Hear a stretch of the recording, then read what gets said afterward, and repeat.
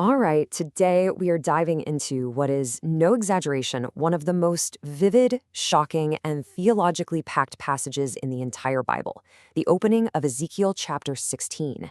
It is a raw, powerful story about where we come from, about betrayal, and about grace, all framed in a way that was designed to leave its first audience absolutely floored.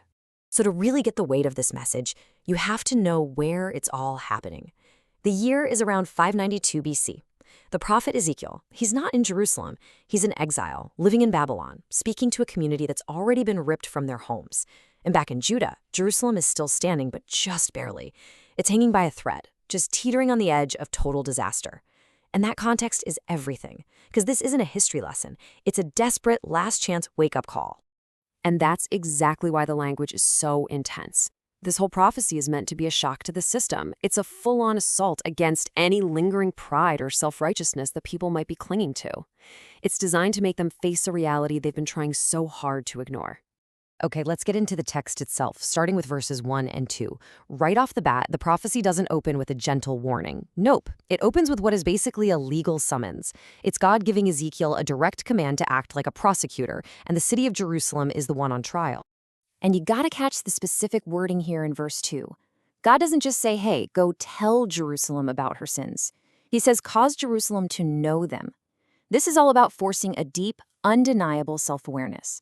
It's about dragging all these hidden betrayals out into the open so they just can't be ignored anymore. And what's so important here is the legal weight of this word abominations. In this divine courtroom, it's not just a general word for sins.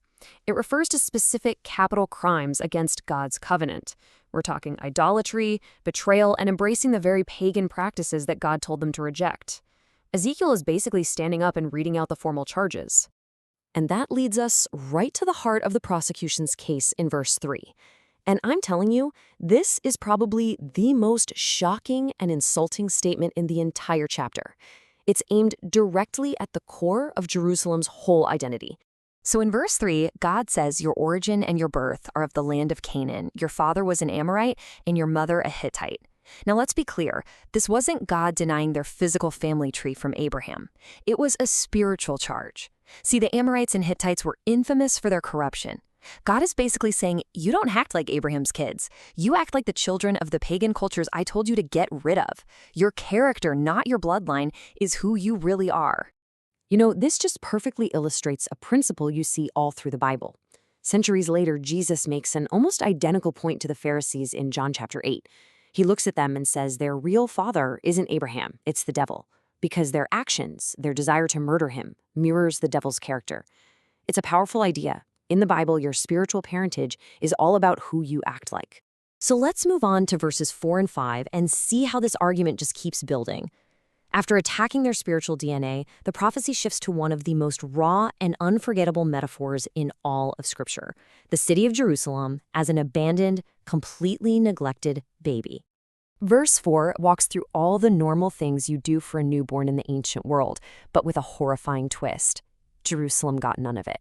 Her umbilical cord wasn't cut, meaning she stayed spiritually tied to her corrupt pagan roots. She wasn't washed, she wasn't salted, she wasn't wrapped in cloths. This means she was never cleansed, never preserved by a covenant of protection, and never given any kind of moral shaping or security. She was just left defiled. And that brings us to the climax of the indictment in verse 5. The newborn Jerusalem wasn't just forgotten, she was actively thrown away, cast out in the open field, loathed, despised, and just left to die. The text is brutal. It says no one, not a single person, pitied her or had compassion on her. So the point here is crystal clear. From the moment of its birth, Jerusalem's state was one of total helplessness. In the eyes of the world, she had no value, no protector, and absolutely no future. She was nothing. But here's the thing. This isn't just some abstract poetic metaphor. This powerful image of an abandoned child is actually deeply rooted in Israel's real history. It's the story of the nation itself. Just think about it for a second. When Abraham left his home, he became a wanderer. His family went down to Egypt, where they weren't celebrated guests. They became despised slaves.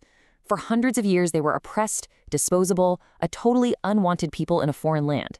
They are a perfect match for Ezekiel's picture of a child just thrown out into a field with nobody to care for them. If they were left to themselves, they would have just vanished. And right there, at that moment of absolute helplessness in Egypt, God steps in. And he doesn't just rescue them. He gives them a brand new identity. As we see in Exodus chapter 4, he declares this nation of despised slaves to be his firstborn son. Now that status wasn't earned. It was a gift. It was a declaration of value, given to a people who, in the eyes of the world, had absolutely none. And this, right here, brings us to the ultimate point of this brutal opening. Why start with such a harsh, painful story about Jerusalem's origins? Because it lays the unshakable foundation for everything that's about to come next. Before God gets into all of Jerusalem's later betrayals, he forces them to remember this one fundamental truth. Their life didn't begin with their own strength, or their virtue, or some noble heritage. It began with an act of pure, unmerited rescuing grace. Their very existence was a gift. Without God stepping in, their story would have been over before it even began.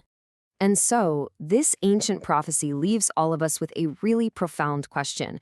If our own origin story, our very existence, is rooted not in what we've accomplished, but in a grace we never deserved, how does that totally reshape our view of who we are, where our value really comes from, and how we should respond when we fail?